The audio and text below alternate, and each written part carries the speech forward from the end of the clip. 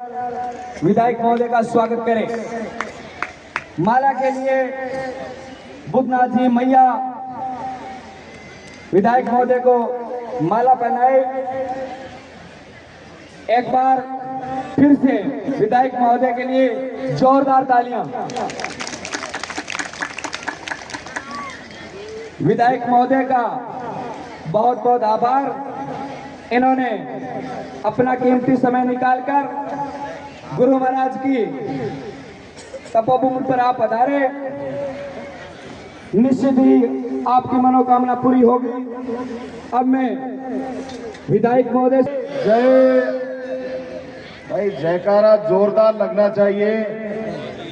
रुस्तम जी महाराज की धन्यवाद। आज इस पावन धरती पर इस भव्य जागरण में आप सभी लोगों का रुस्तम जी महाराज के इस पावन स्थान पर कोई नहीं, छोड़ दे इसको। बहुत बहुत धन्यवाद देता हूँ। स्वागत और अभिनंदन किया। मैं ज्यादा देर आपके बीच में नहीं बोलूंगा।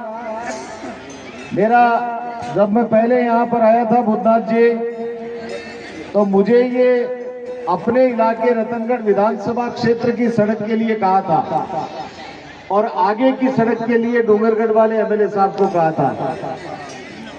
दोनों ने बढ़ा दी, तो मेरे हिस्से में जितनी आई थी वो मैंने बढ़ा दी और आगे वाली बढ़ा दी डोंगरगढ़ वालों ने।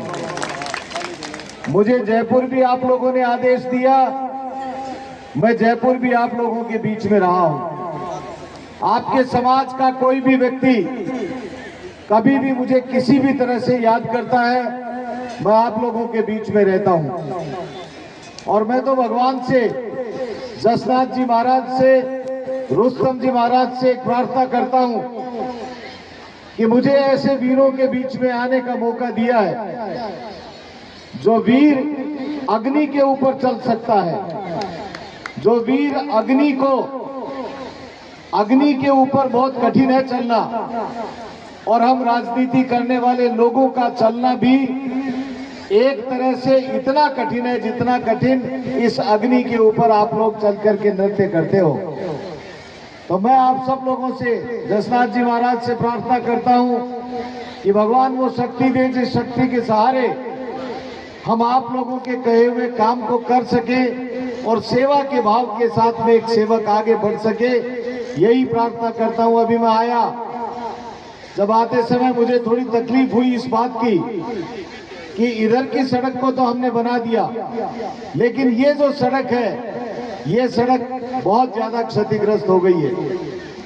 मित्रों, 2 वर्षों में, अब मैं ये राजनीति का मंच नहीं है, लेकिन मेरे विधायक बनने के बाद 2 वर्षों तक सड़कों के ऊपर सरकार ने 1 पैसा भी हम विधायकों को नहीं दिया।